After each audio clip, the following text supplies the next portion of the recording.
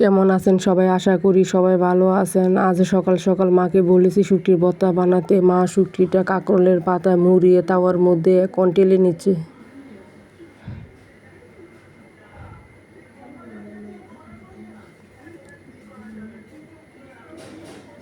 শিল পাটার মধ্যে কয়েকটা শুকনো মরিচ লবণ দিয়ে মা বেটে নিচ্ছে। শুটকিটা পুরা পাতাটা ফেলে ভিতরে পাতাটা রেখে দিবে।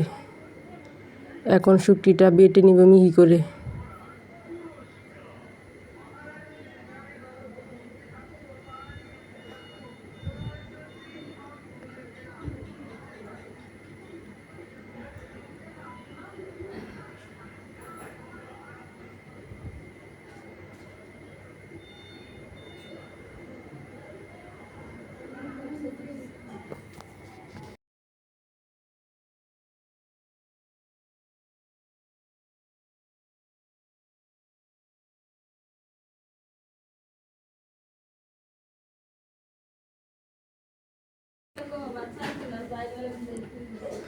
শুটকির ভর্তা বানানো হয়ে গেছে, এখন মা বাটিতে তুলে নিচ্ছে।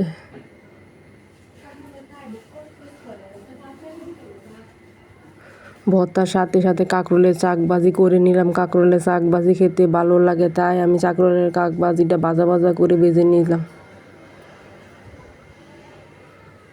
গরম ভাতের সাথে এই কাঁকরোলের শাক ভাজি খেতে অনেক স্বাদ লাগে।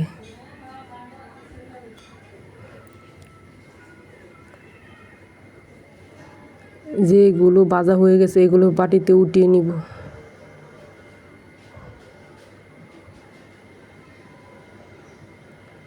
সব কাঁকরোলের শাক ভাজি ভাজা হয়ে গেছে, এখন তুলে নিব।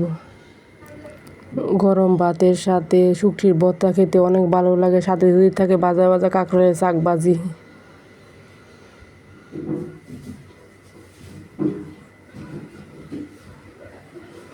ভর্তাটা অসাধারণ হয়েছে।